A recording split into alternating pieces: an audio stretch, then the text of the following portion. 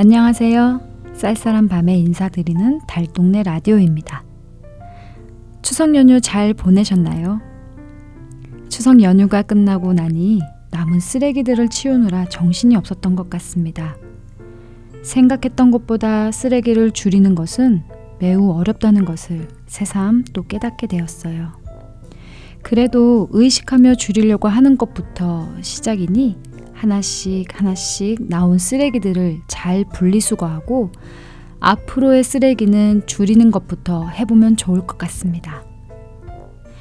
요즘은 텀블러를 넘어 용기를 가지고 다니는 사람들이 점점 늘어나고 있는 것 같아요.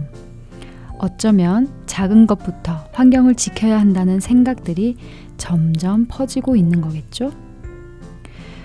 오늘도 달동네 라디오는 홍수열 박사님의 책 그건 쓰레기가 아니라고요를 통해 분리배출을 공부해 보려고 합니다.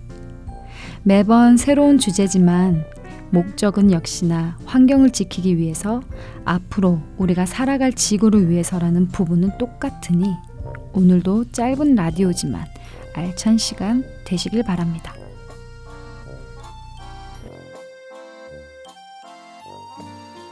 요즘은 여러 전등과 건전지를 사용합니다.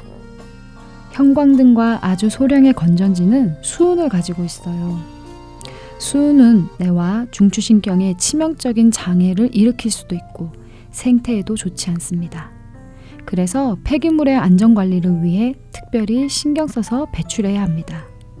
그럼 아리송한 전등과 건전지 배출 방법을 함께 공부해 볼게요.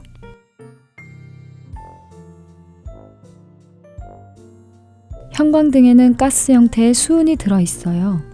깨지면 직접 가스를 접하기 때문에 위험합니다. 그래서 형광등의 수명이 다 되었다면 깨뜨리지 말고 그대로 형광등 수거함에 배출해야 합니다. 우리나라는 2004년부터 폐형광등을 생산자 책임 재활용 제도 대상으로 지정하여 분리수거와 재활용을 하고 있습니다. 아파트 단지 공동주택 및 주민센터의 전등 수거함에 주민들이 직접 폐형광등을 원형 그대로 배출할 수 있어요. 혹시 폐형광등 분리배출함 위치를 모르겠다면 지역의 주민센터에 문의해 보세요. 대량의 전등을 배출해야 할 땐 배출자가 운반비를 지불해야 합니다. 한국조명재활용 사업공제조합을 참고해 주세요. 그리고 혹시 형광등이나 백열등이 깨졌다면 건설 폐기물 PP포대에 넣어서 배출해 주세요.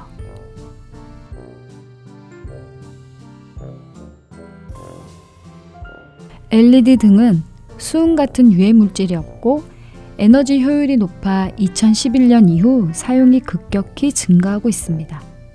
LED 등은 반영구적으로 사용이 가능하다고 홍보하는 곳도 있는데요. 생산업체는 수명을 최대 5만 시간으로 규정하고 있습니다. 설치 후 5년 정도가 지나면 서서히 폐기물로 버릴 준비를 해야 하는데요. 원래는 신문지로 두껍게 싸서 종량제 봉투에 버렸습니다. 하지만 요즘은 지자체에서 LED 등을 폐형광등 수거함에 함께 배출해 재활용을 하기도 해요. 그러니 LED 등 역시 지역의 주민센터에 문의하시면 배출 장소를 알 수 있습니다.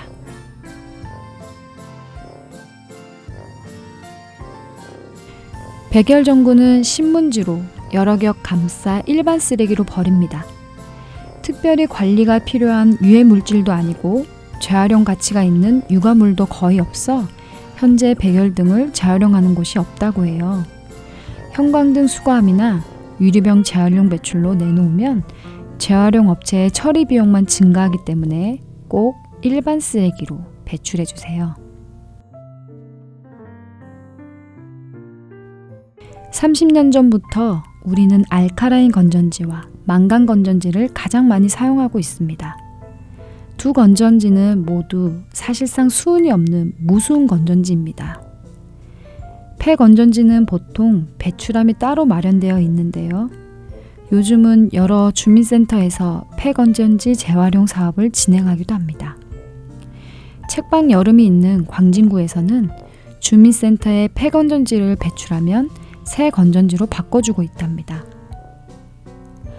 건전지 중에서는 소량 수은이 있는 건전지도 있어요. 바로 시계용과 보청기용 건전지예요. 시계는 주로 예전 모델의 수은이 사용되었는데요. 그래서 시계 건전지를 버릴 땐 반드시 판매점을 이용해 배출해야 합니다. 보청기에는 수은이 많이 함유되어 있지만 재활용이 되지 않고 따로 관리하는 체계가 있는 것도 아니라고 해요. 그래서 이런 사각지대에 있는 위험 배출물은 우리가 앞으로 지속적으로 배출 방법에 대해 해결해 달라고 판매업체와 정부에게 요청해야 할 부분인 것 같습니다.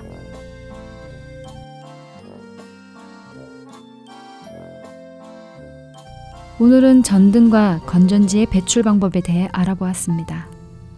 아파트나 공공주택이라면 전등이나 건전지의 분리 배출이 크게 어렵진 않지만 일반 주택에서는 소량 배출되는 전등과 건전지를 어떻게 배출하면 좋을지 고민이 되기도 합니다.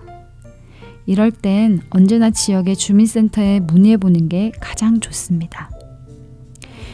주민센터에서는 우리의 삶과 생활의 편리를 위해 우리가 생각했던 것보다 더 많은 일을 하고 있음을 새삼 느껴요. 재활용 가능한 자원이 잘 순환될 수 있도록 분리배출을 돕고 배출하면 소소한 혜택까지 있으니 지자체의 정책과 활동에 더욱 적극적으로 관심을 가져주면 좋을 것 같다고 생각해요. 다음 달 달동네 라디오는 6번째 이야기 의료 분류 배출로 돌아올게요. 그럼 다음 달에 만날게요. 안녕.